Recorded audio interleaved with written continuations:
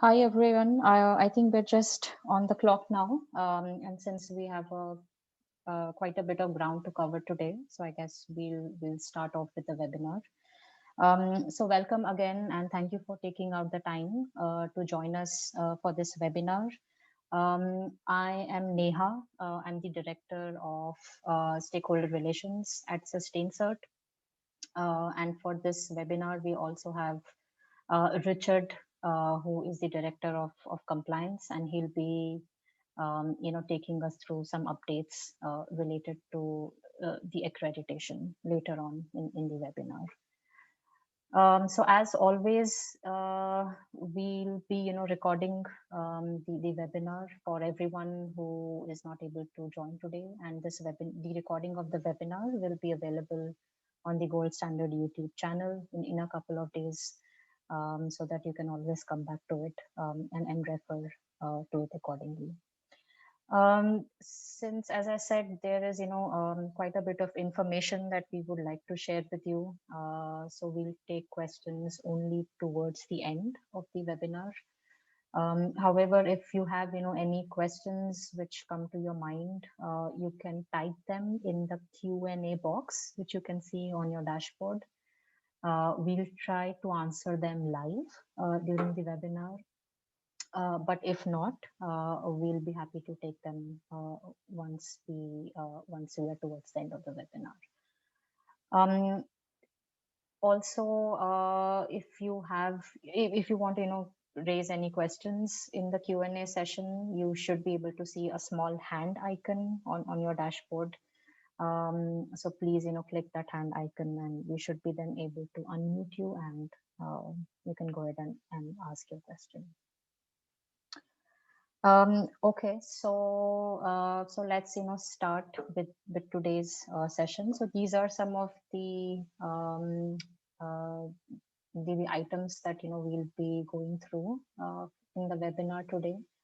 Most importantly, this is the CDM to GS for GG transition requirements.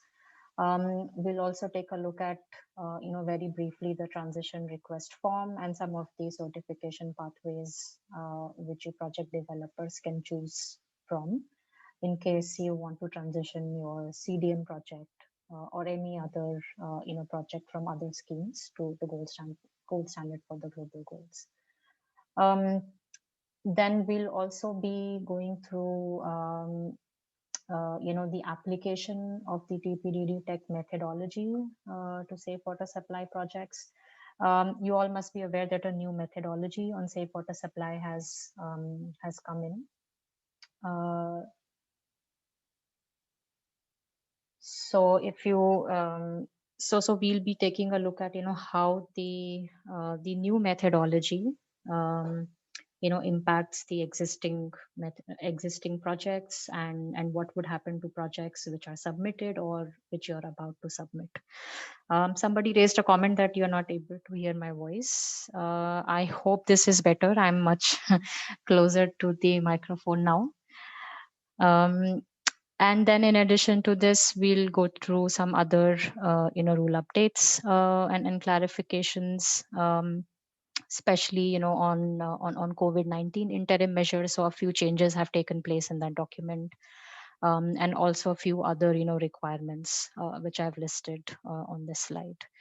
And then Richard will give us an update on accreditation.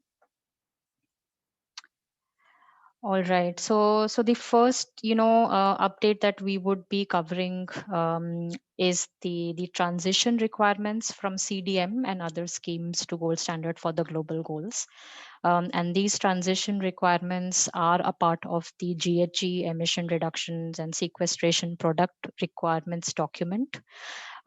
This is something which we covered in the last webinar also, I think in April this year. But now we have more clarifications to provide on the process and the requirements, and hence we are doing a refresher on the Edm transition requirements again for this webinar.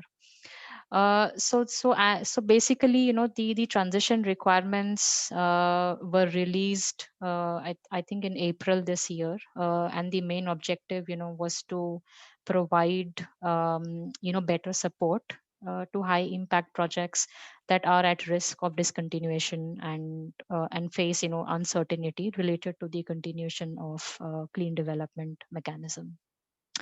And these updates intend to support our commitment to continue achieving high environmental integrity and channeling carbon finance where it has the greatest impact. So some of the objectives behind updating the transition requirements is also to basically streamline the requirements so that projects can transition to GS for GG much more in a much more smoother manner. And also, if there are projects which have already completed certain amount of work under previous standards, then for those also, it would make sense to have a more streamlined process, thereby lowering the time and costs for project developers. And of course, the other main component of the update is to provide more clarity on the different pathways that project developers can choose from for the transition process. So the transition requirements, are basically listed down in Annex B of the GHG emission reductions and sequestration requirements document of the gold standard for the global goals. And there are, a few flexibilities which have been provided as part of the transition requirements. So flexibilities like, projects can claim emission reductions from the date of submission of preliminary review, and also some expedited pathways that they can choose from, and continuation with basically the same version of methodology and tools with which they were registered under under previous standards.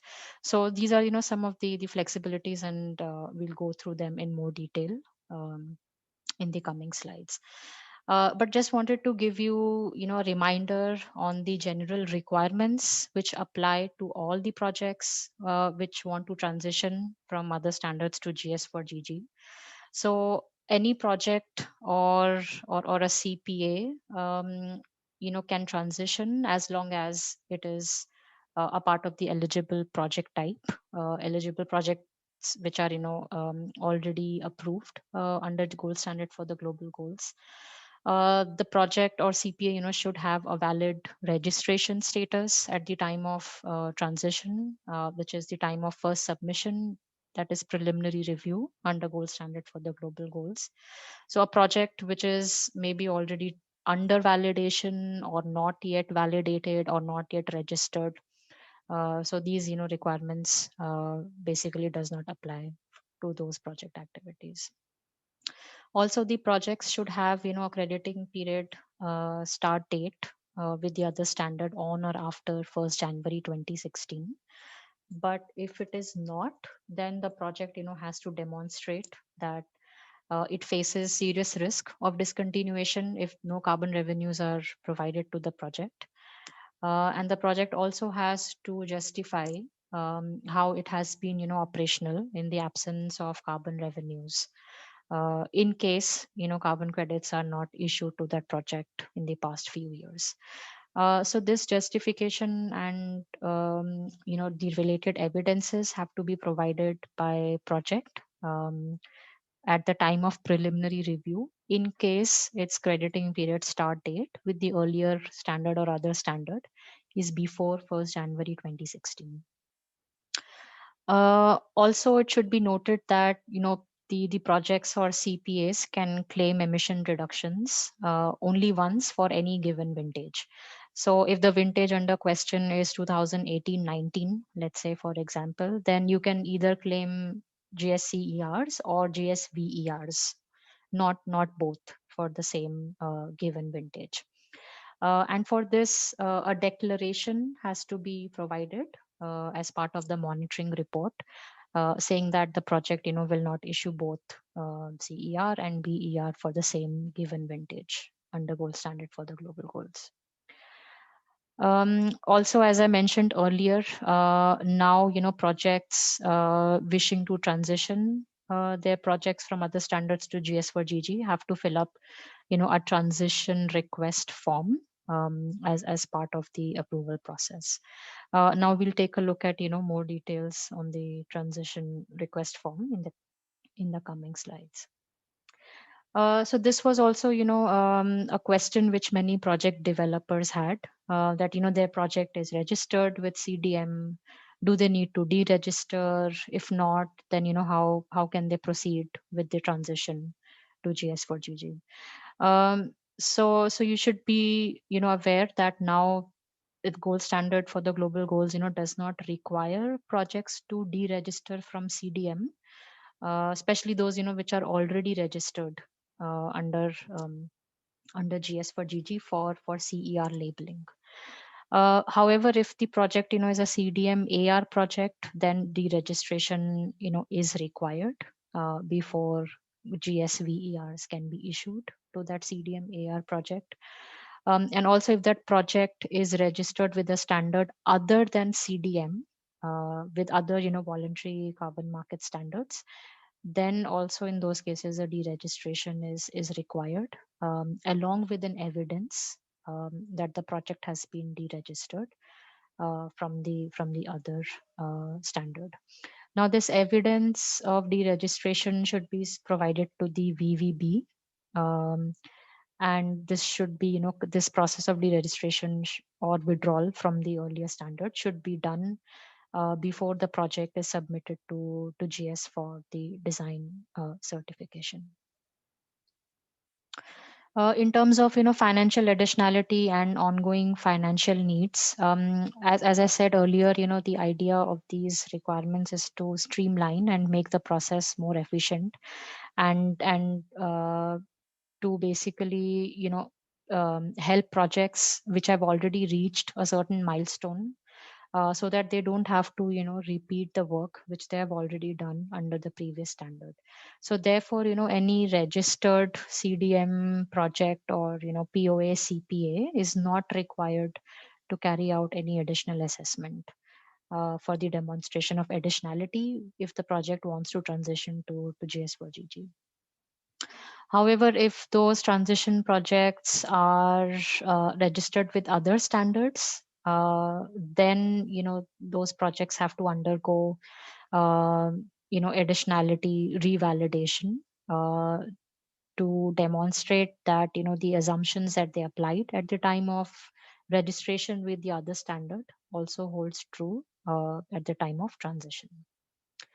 And once the projects are transitioned, meaning they become GS4GG projects, then they have to demonstrate ongoing financial need at the time of the renewal of their next crediting period under gold standard for the global goals. In terms of methodology and tool version applicability, there are a few flexibilities which these requirements provide.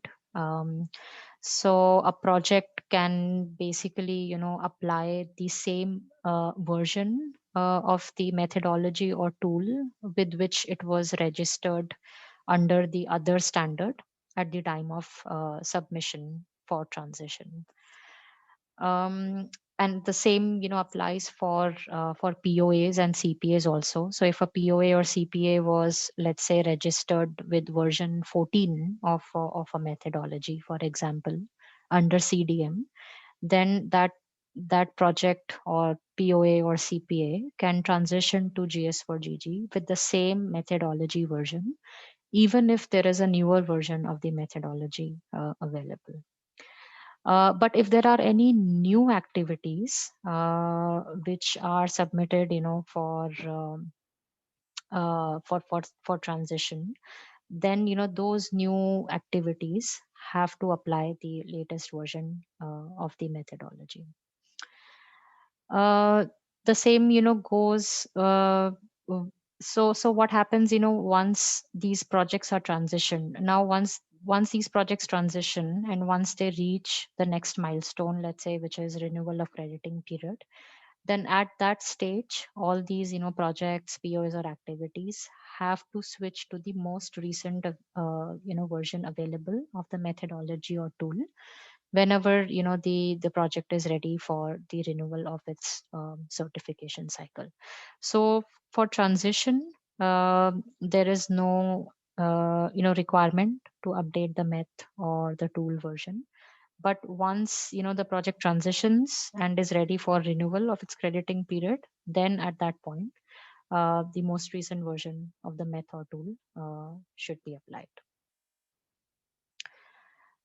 There are certain, other conditions which the transition projects have to keep in mind. For example, if a project, is transitioning, then the scale should not change. If the transitioning project, was, let's say, a large scale project under CDM, then it has to be a large scale project under gold standard as well. It cannot become, a small scale project, or it cannot become a micro scale project. um, and also, if there are any changes which are happening in the scale of the project, which are basically due to, reasons which are outside the control of the CME or PD, then the design change requirements shall be followed by the project developer in such cases. In terms of the crediting period, the basic principle, remains the same. That a project, will not be allowed more than the maximum crediting period, which is, applicable under gold standard for the global goals. For example, if GS for GG, only issues BERs for a maximum of 15 years to any project activity, for example, then, that 15-year maximum period will be applicable for all the transitioning projects also. So basically, under no circumstance the crediting period of a project, can be extended beyond this maximum crediting period which is allowed under GS for GG. So this, also includes the period for which that project or activity has already issued credits under the other standard. So for example, if a wind project, has already issued 3 years of CERs under CDM, then those, 3 years are a part of this maximum 15 years of crediting period length, which GS for GG allows. Another flexibility, which has been provided to transitioning projects is that, in terms of the retroactive period. Now we all know that the projects can claim retroactive credits for a maximum of 2 years prior to the date of design certification, or prior to the date of registration with gold standard. Now this milestone, has now been brought forward. So this is now submission for preliminary reviews, with meaning that, the retroactive crediting period can start from the date of first submission, which is submission for preliminary review, and it can, go back for a maximum of 2 years. In case of, afforestation reforestation projects, it is a maximum of 3 years. Now let's take a look at, the crediting cycle. So as I mentioned earlier, once projects from other standards, transition to GS for GG, so they adopt, the GS for GG requirements on the crediting periods and crediting cycle, meaning all projects, which shift to GS for GG have to follow a 5-year, crediting cycle after transition. The first, crediting period, as I mentioned earlier, will already take into account, the crediting years that has been, already issued by that project under previous standard. So if a project, has issued from 2018, and if it is now transitioning to GS for GG, so it will shift to a 5-year cycle, meaning that the first crediting period will start from 2018 and will end sometime in 2023. So if a project, transitions this year or next year, it still has to renew its crediting period in 2023, as per the GS4GG crediting cycle requirements. However, a transitioning project, can also opt to renew its crediting period, early if required. But the basic, principle is that the crediting period starts from the date when the project has claimed any emission reductions, and it switches to a 5-year cycle from that date. So here are, a couple of examples which we have sort of tried to put in to explain, how the crediting cycle could work.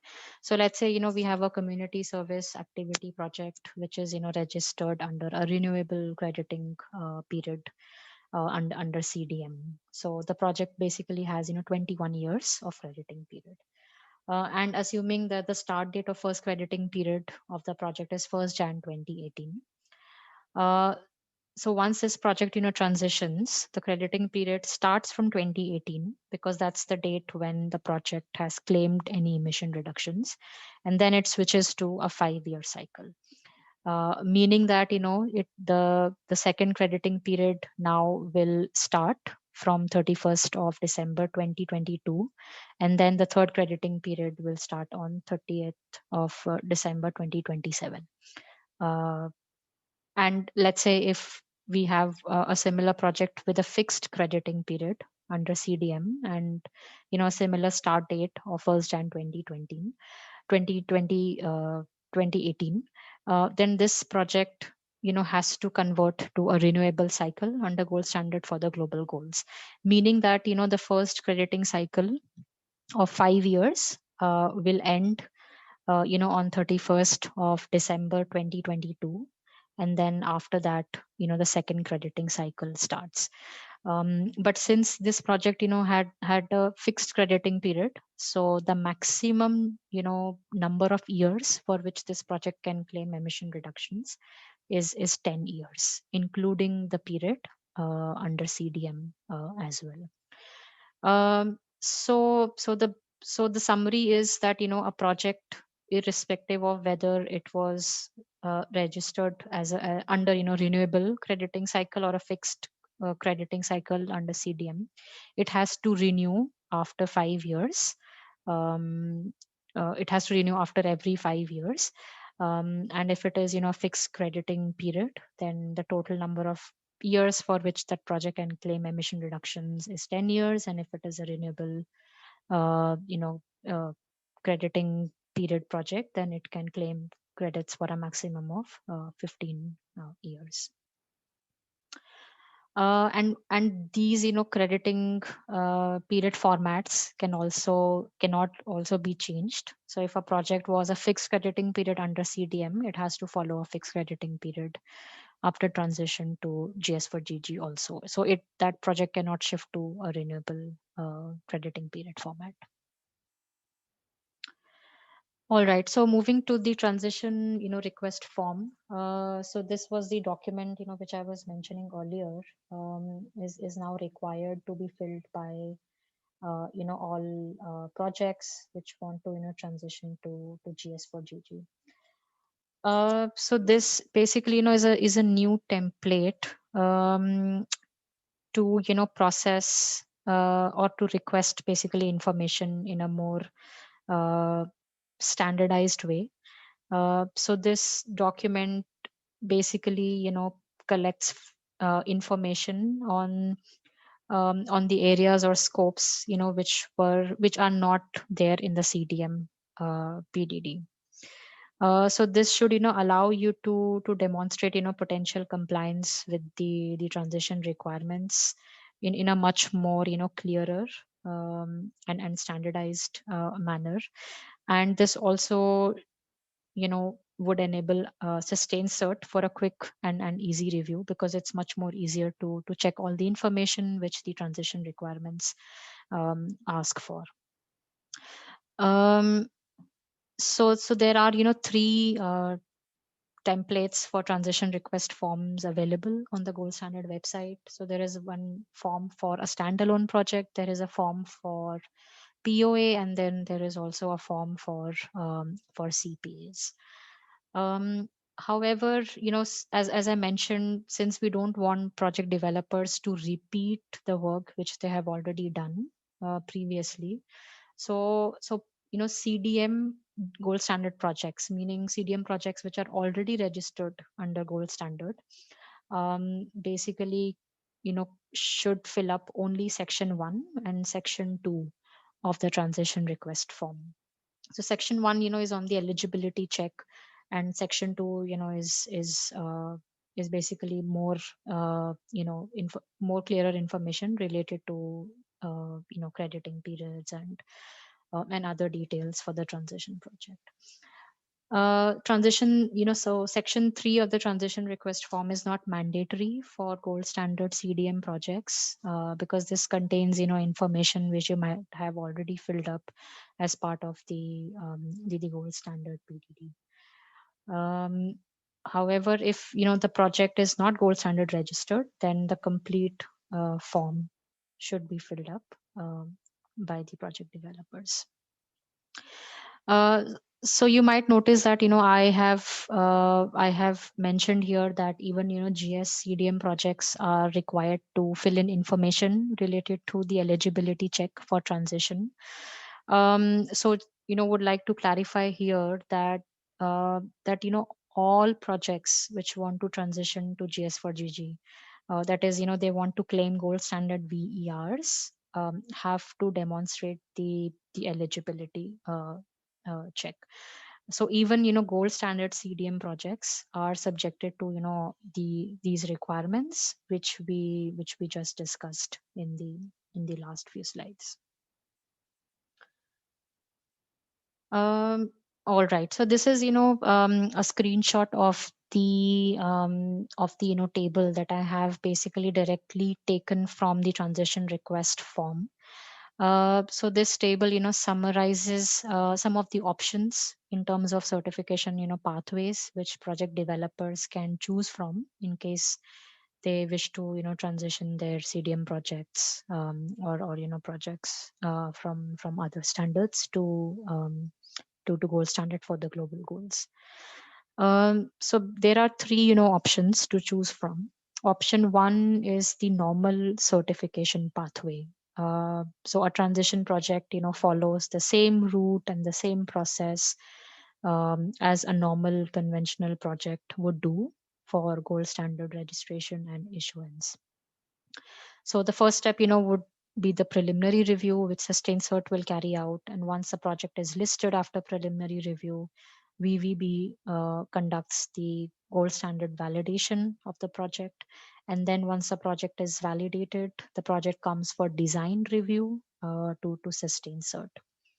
And then the cycle is sort of repeated for issuance, wherein a VVB does the verification, and once the project is verified or has a verification report, the project submits for a performance review to SustainCert.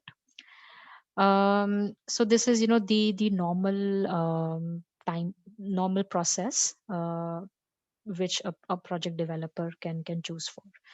And this also indicates a rough timeline of 11 weeks, which gold standard or SustainCert rather requires to review the project, but it does not include the timelines which a VVB requires for validation or verification, or the project developer requires to prepare responses and to prepare updated or revised documents.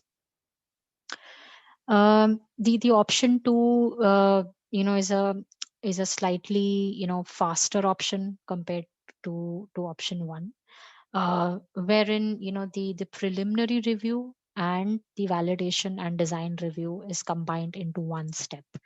Meaning that SustainCert does a combined preliminary review, validation, and design review of the project. So a VVB is essentially not a part of the design of the validation for option 2. However, for verification, a VVB opinion is required, and once VVB gives a verification report, Sustain Cert carries out a performance review before the issuance of credits. Again, here performance review, is conducted only once there is, a VVB opinion, um, and um, and 8 weeks is the total timeline of the process given here. Again, it's an indicative timeline. For option 3, again, it's a combined review. So there are two reviews combined, meaning that validation and verification is combined. So you can do validation verification together with the VVB, and then the design review and performance review is combined by Sustain Cert. However, it should be noted that preliminary review, again, is something which a project has to go through to achieve the status of listed.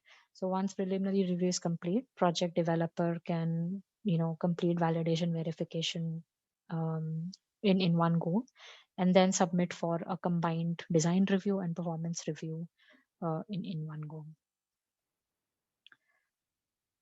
So these are so this is a very high level summary of some of the options that are available for project developers, and the steps which are involved in these options. We would highly recommend you to please go through the transition request form in more detail, um, to understand all the requirements properly. So I just wanted to give you a quick tour of um, the, the landing page that that Sustain Cert has developed to help project developers. I hope you can see the screen. So this is the Sustain Cert website. So if you go to the tab resources, you should be able to see a section called CDM Transition. So when you click on this page, then the CDM transition section opens up. And once you click on this tab on CDM Transition, okay, just a second. I think you cannot see the website.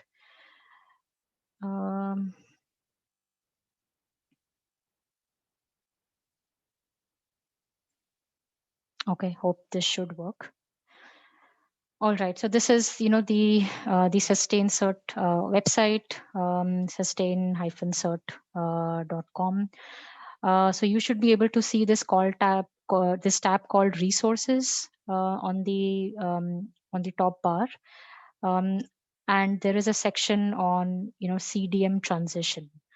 So once you click on the section on CDM Transition, so this page opens up, and it gives you a small tab again called CDM Transition on the page. So this tab should take you to the main CDM Transition landing page. So this page basically gives you a very high level summary of the main eligibility criteria. It also gives you an eligibility screening flowchart which you can follow to get a high level overview of whether your project would be eligible to transition to GS4GG or not. Then there are other important details in terms of the steps and some other GS4GG eligibility requirements, which are listed down below. And then this the summary of the three options which we just discussed in the last slide. If you want to have more information on the transition fees, this also is available on the transition landing page. So this basically can act as a very useful resource for you in case you want to know more about the steps in detail for transitioning your project to GS4GG.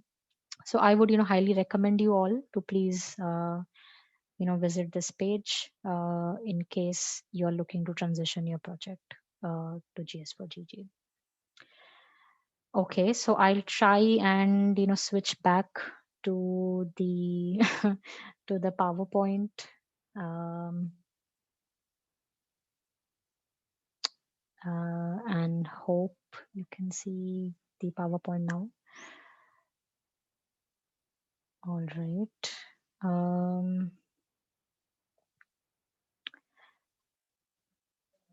Okay, so this was, all about CDM transition. Also, just wanted to, quickly give you the main steps in terms of, how the actual conversion of CERs to VERs happen in terms of the registry function.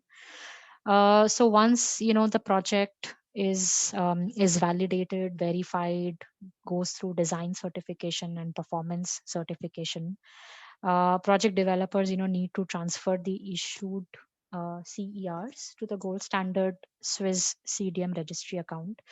And once this transition happens, then gold standard immediately retires those transferred CERs and issues an equivalent number of VERs to the project um, on the impact registry. Of course, if there is any differential in the fees that has to be paid, let's say for a GSCDM project, they might have paid a specific fee for let's say GSCDM registration and issuance, but if they are transferring the project now to GSVER stream, then the differential in the fees of CER labeling and VER issuance has to be paid at the time of issuance.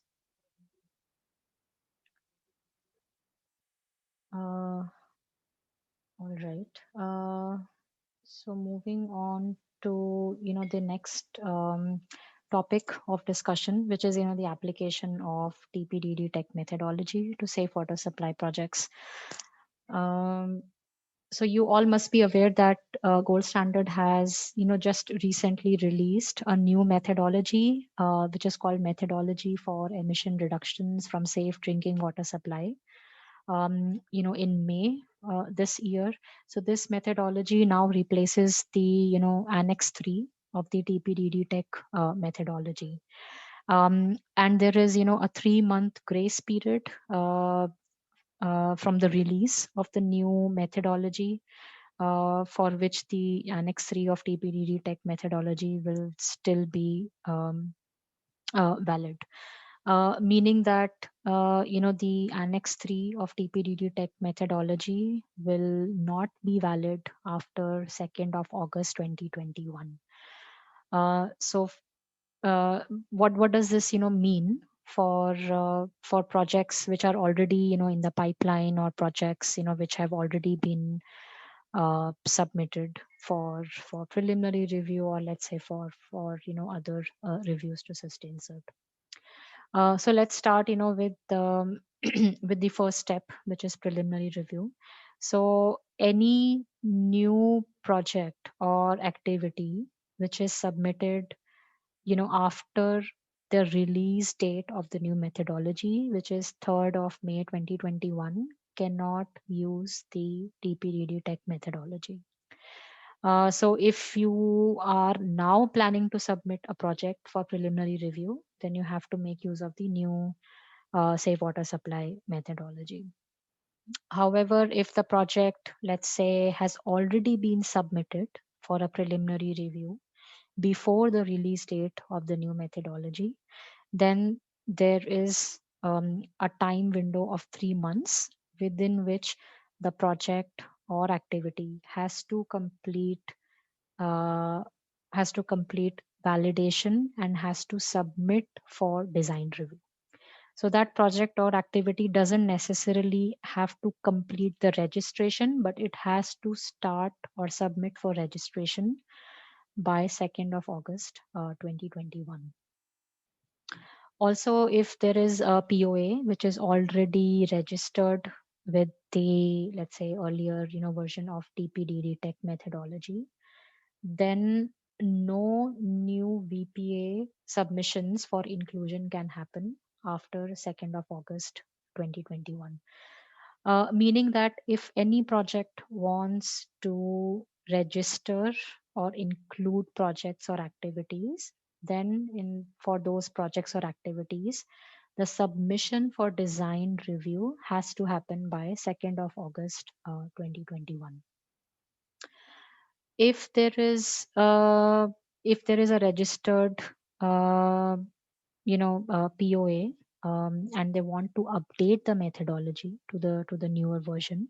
Let's say there is an already existing TPDD tech uh, registered project, and they want to update to the new methodology, then it has to follow a design change before any new activities can be added to that registered POA.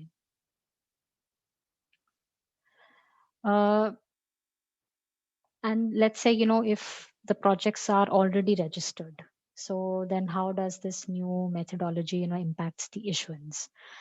So for issuances, the project or the VPA has to apply the default values for so so these default values come from the Berkeley Air Monitoring Group report. So all registered projects and POAs which have submitted or which are submitting issuance from 1st July 2020 now start using these default values. If a project developer doesn't want to use these default values, then an option of a field test is also available, meaning then the fuel consumption has to be determined by conducting field test with 5 liters of water, based on the WBT or water boiling test protocol or guidelines.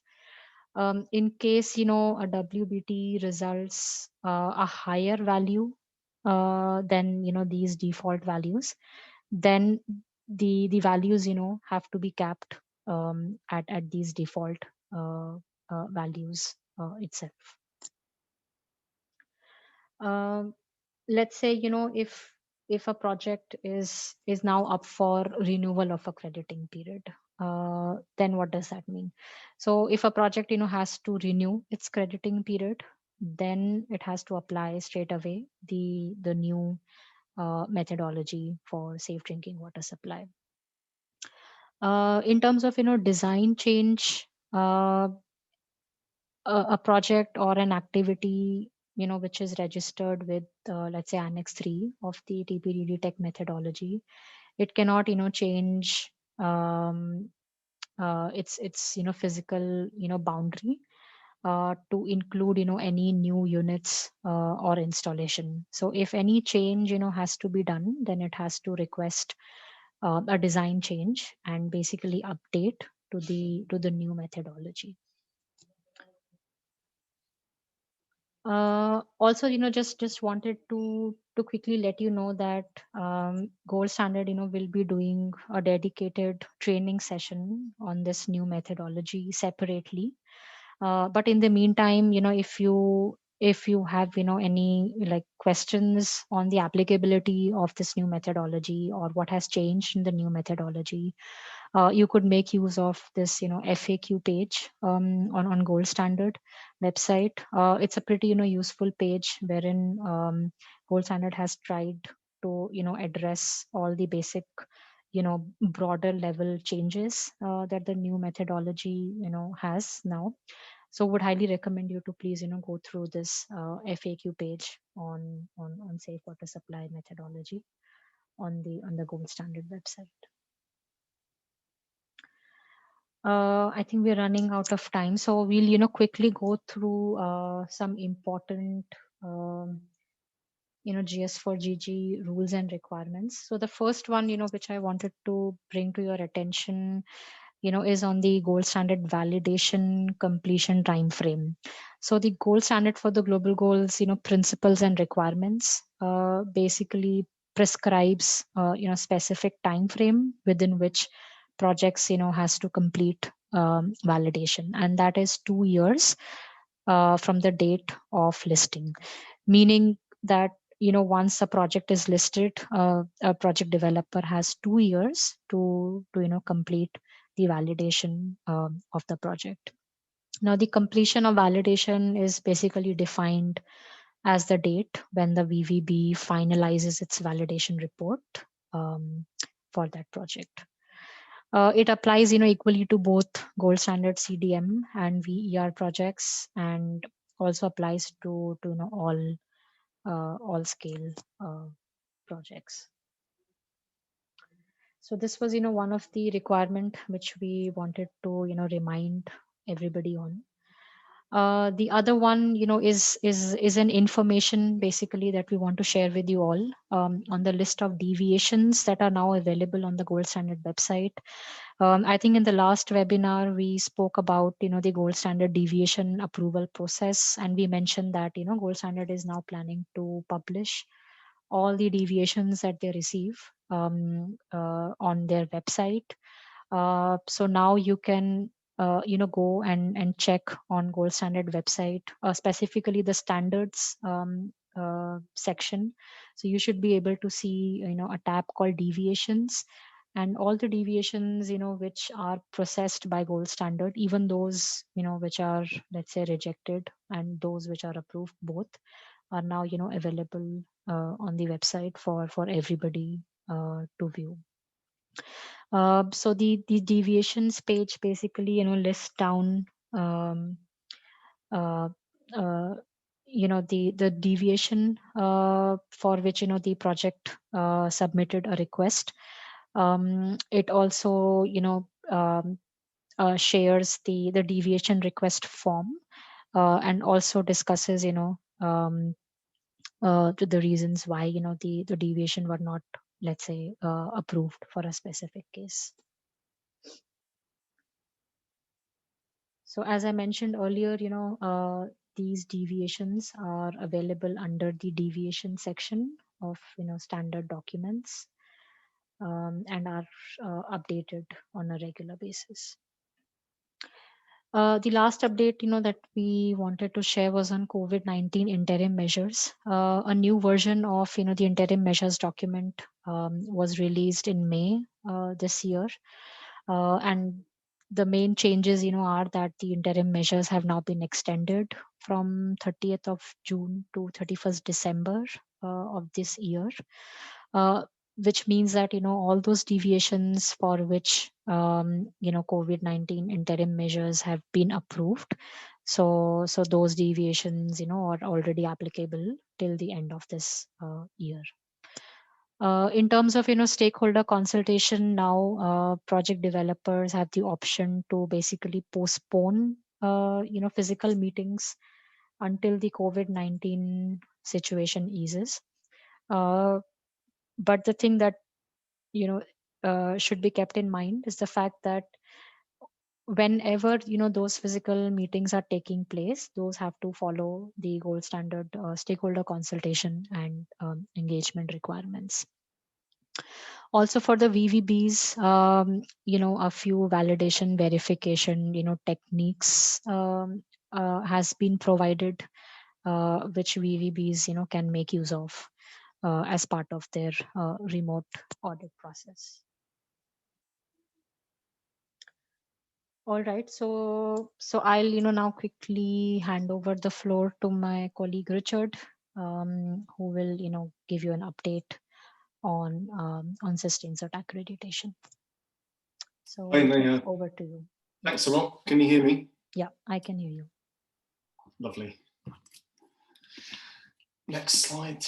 Thank you very much. Yeah, hi everyone. So just a short few minutes just to give you all an update on our process of ramping up to be accredited. So hopefully you are all signed up to our newsletters and you'll be receiving communications there as well. But just thought we'd use this medium as well to keep you in the loop. So the headline message is we are still on track to achieve accredited status by the end of Q2 next year. It's pretty ambitious. We're working very hard internally to implement the changes needed. I think at this point now, it's when project developers who contract us for microscale internal validation and verification services will start to see some changes.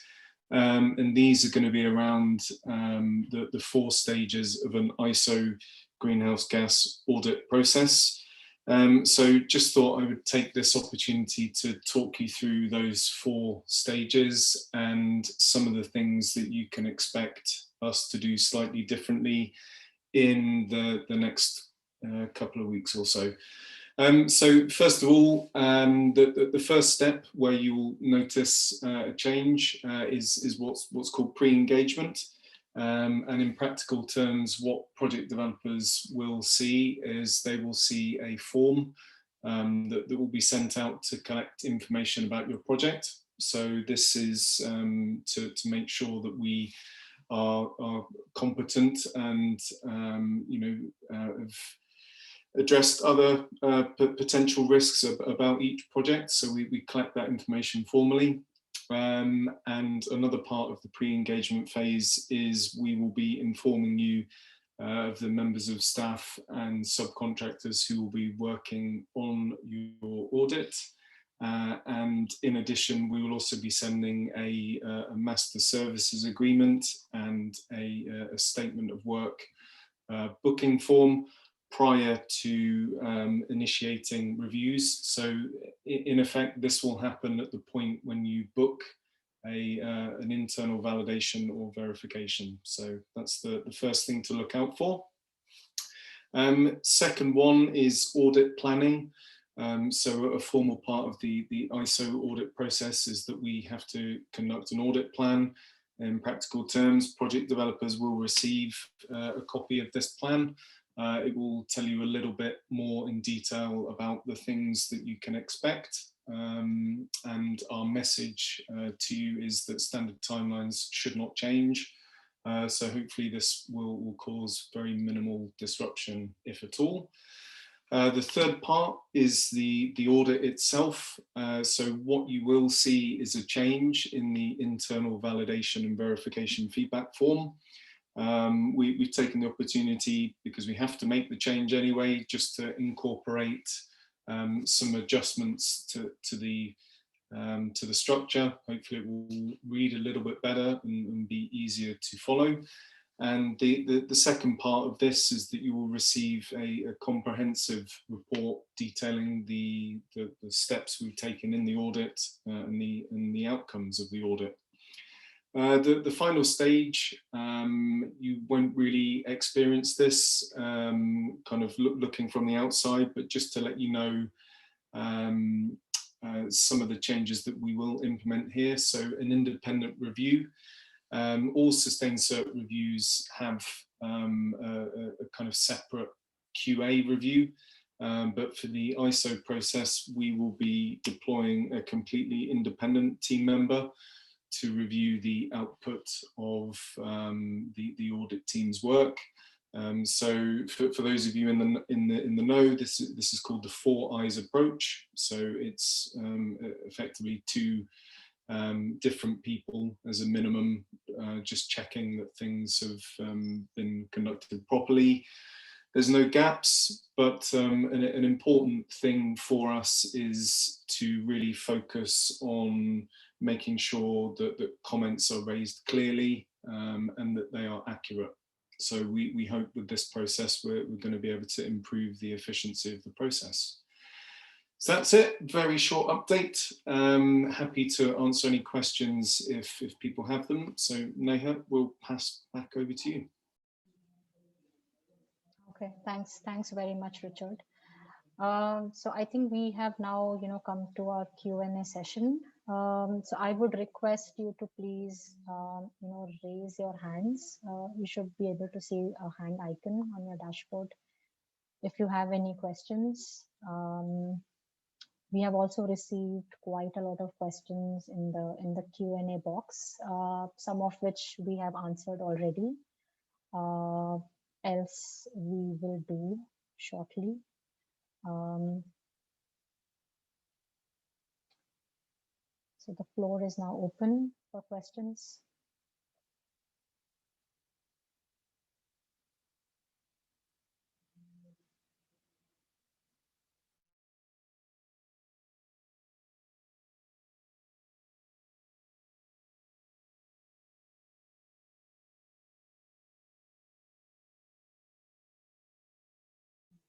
Okay, I actually cannot see any raised hands, so maybe we can take a few questions from the Q&A box.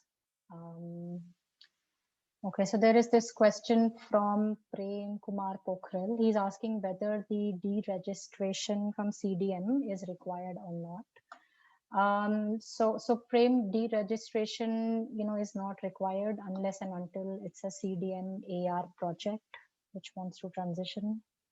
Otherwise, it's not mandatory. Hope that clarifies.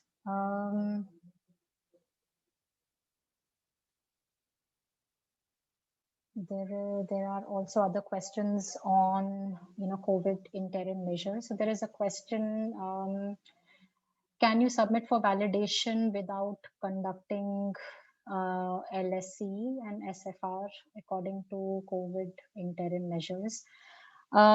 So yes, conducting a physical meeting is not mandatory as per the COVID-19 interim measures, and project developers have the option to basically postpone the physical meetings until whenever the COVID-19 situation eases, meaning that project can submit for validation even without conducting a physical stakeholder consultation. However, it is still recommended to project developers to maybe organize an online consultation wherein broad level feedback or any concerns related to the project can be collected from the stakeholders. But yes, a live physical meeting is not mandatory. But whenever that live physical meeting is being done, let's say if it is after registration, then that meeting has to follow the gold standard stakeholder consultation and engagement guidelines.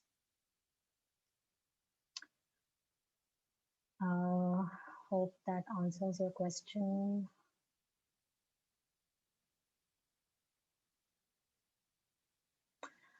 There is also a question, I think it's related to CDM transition. The question is, if a project's start date is November 2014 and the standard version is already GS4GG, then no amendments are required, correct? So this question is from Muna Mirgani. I am assuming this is for CDM to GS-VER transition.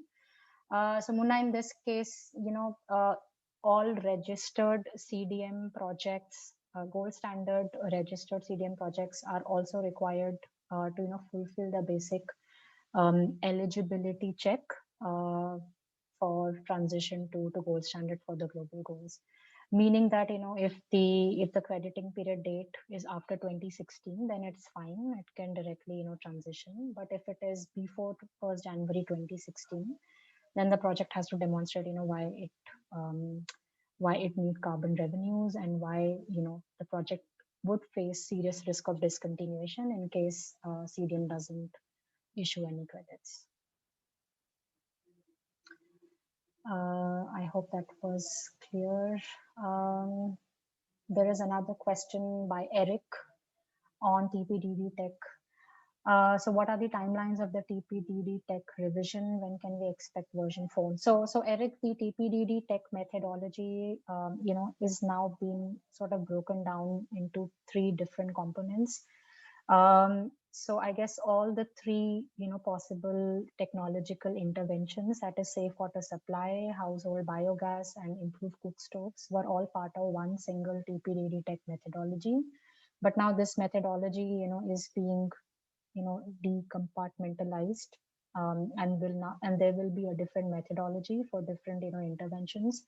So the first version of safe water supply methodology has already been released. The second, component is the improved cook stove. So there is a public consultation which was already carried out for improved cook stove, methodology. And there will be a third, which will be starting for the household biogas. So there is no version 4 of TPDD tech methodology. The existing, methodology will phase out as and when these new methodologies are released in future. Okay, I hope that clarifies.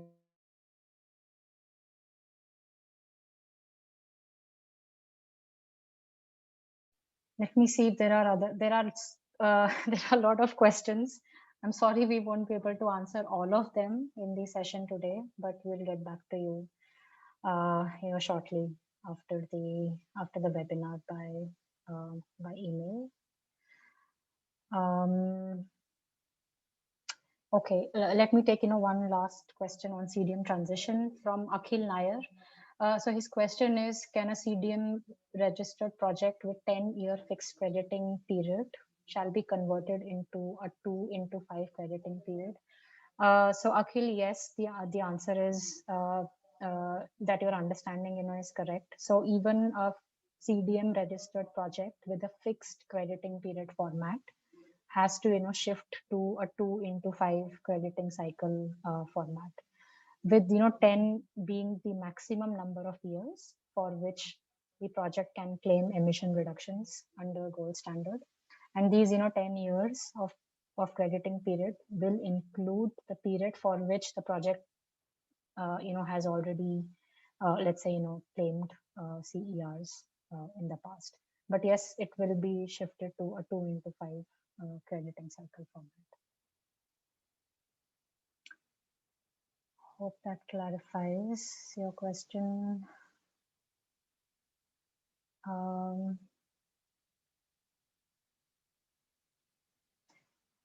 Okay, I think then we'll probably close the session here, because I think we're already over time now.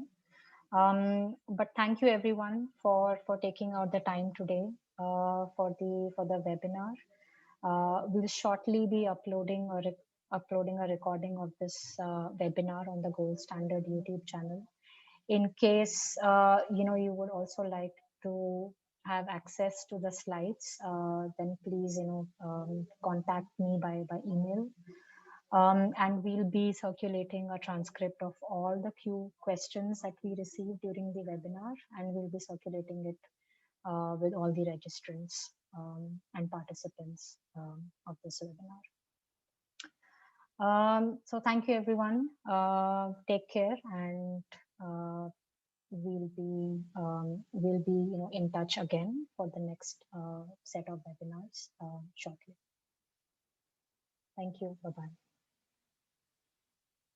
Thanks everyone. Bye.